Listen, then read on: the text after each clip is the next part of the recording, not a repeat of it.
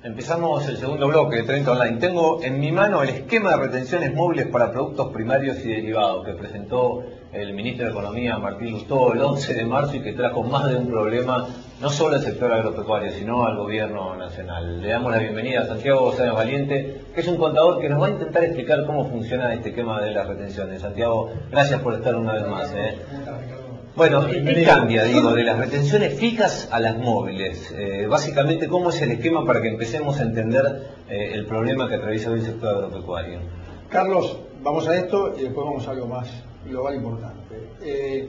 El tema de las retenciones vendidas como móviles, que son en realidad retenciones progresivas, obviamente aumenta el monto de la retención que se efectúa, que se calcula sobre la base de una tabla, cuando los precios internacionales aumentan, y diariamente, o momento a momento, este monto va a cambiar si el precio se reduce. Claro. Esto, como técnica, resulta medianamente razonable, pero hay varios aspectos que no son razonables. En primer lugar, las tasas, claramente. O diría, en primer lugar, y yéndonos más atrás, o yéndonos al año 1967, donde rigieron las retenciones, que fueron establecidas por ley, y estas fueron establecidas por resolución. Acá hay toda una cuestión jurídica que no me quiero meter, pero en el año 1994 se cambió la Constitución Nacional y se estableció en el artículo 99.3 de que los decretos de necesidad de urgencia en materia tributaria no son factibles, son inconstitucionales. Tendría que haber sido establecido por el Congreso. Pero esto es un tema y esto más de fondo, se lo dejo a los abogados. Por decreto de necesidad y urgencia. Fueron por resolución del Ministerio de Economía. Lo que pasa es que el Código Aduanero originalmente estaba estableciendo esa posibilidad. Después, en el año 94, entiendo yo que esta modificación de la Constitución rige también, por supuesto, para las delegaciones que se habían hecho al Ministerio. Claro. ¿Sí? El problema principal es, por un lado, el origen. Por el otro lado, la tasa. Pero por el otro lado, el aumento, ¿no? Porque evidentemente a los precios que regían en ese momento se produjo un aumento del 35 al 44%, que se publicita como un aumento de 9 puntos. ¿Qué pasa si yo digo es un aumento del 26% en los impuestos? Porque la tasa del 35 al 44 en ese momento fue un 26% de aumento. Claro. El aumento que hubo en noviembre fue de más de un 30%, 35% de aumento cuando pasó del 27 al 37. No, estamos hablando de soja, por poner el ejemplo más clásico, que además no tiene excusa desde el punto de vista del producto doméstico, pues no se consume prácticamente en el país. En este caso, estamos hablando de que en noviembre ahora, en 4 meses, aumentaron más de un 60% las retenciones. Pero lo que es más grave es que los costos van a seguir aumentando, y cuando la soja, en el ejemplo, supere los $600, la alícuota diferencial es un 95%. Quiere decir que el Estado se queda con el 95% del aumento del precio de la soja después de los $600, que algún día va a llegar, y probablemente no sea tan lejano. Entonces, acá yo creo que el problema es de fondo. Me preocupa mucho y quiero poner un poco de paño frío desde el punto de vista político de esta cuestión. Estamos en un momento de ebullición muy complicado.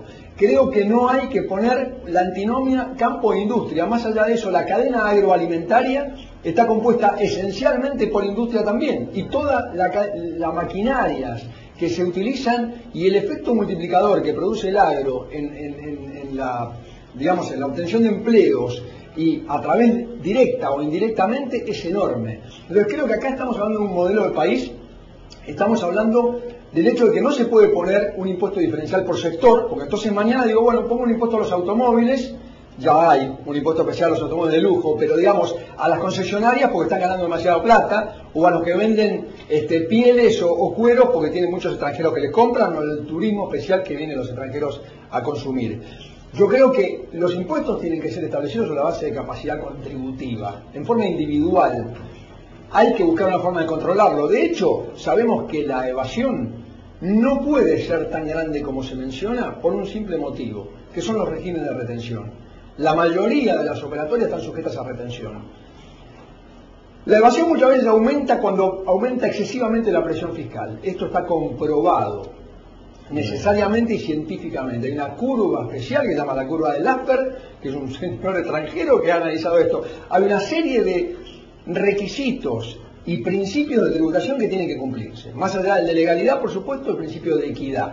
Y acá no se está cumpliendo lamentablemente esto. Santiago, tengo una pregunta. Viste que yo mencionaba parte de lo que se entregó como material, que se entregaban en todas las reuniones de productores, era que los ingresos que le quedaban al productor estaban en el 3%, 58% en los costos de producción, 39% se lo llevaba el Estado.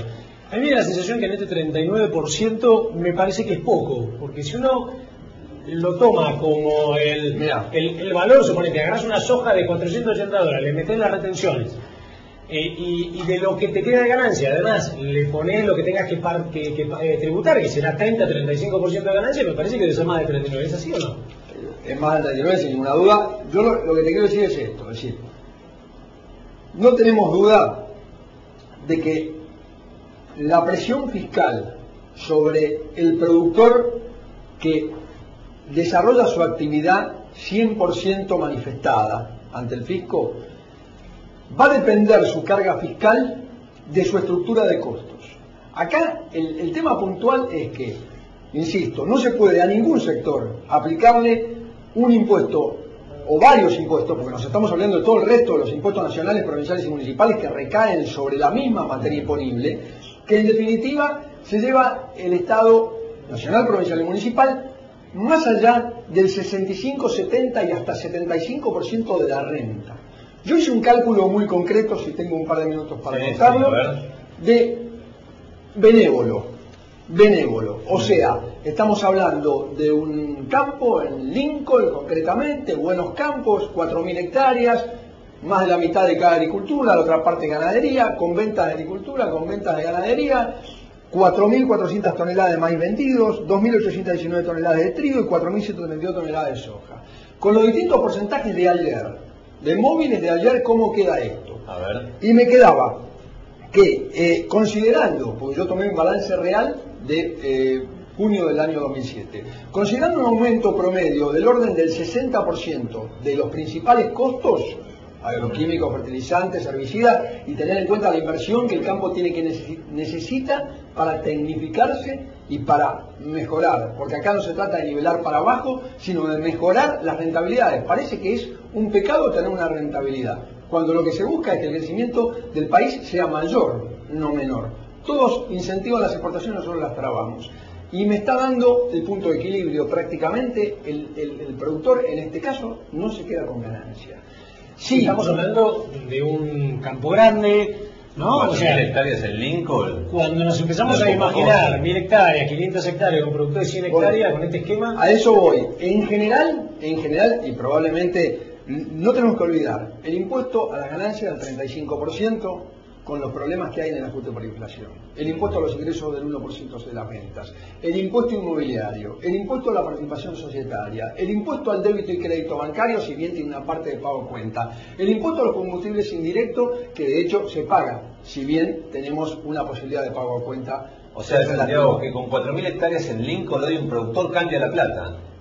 Puede estar ganando un 10%, un 12, un 15, pero más allá de eso, acá hay un tema de fondo. Es decir, parece un pecado tener rentabilidad cuando lo que tenemos que buscar es rentabilidad en todos los sectores, no sacársela al que la tiene. Ayer decía Melconian, y creo que tiene toda razón del mundo, que el total del superávit fiscal corresponde a la retención del agro. El total del superávit fiscal. Y no se puede vivir de esa manera. Por eso creo que acá hay una vuelta de rosca que falta, y que es analizar el sistema tributario en su conjunto.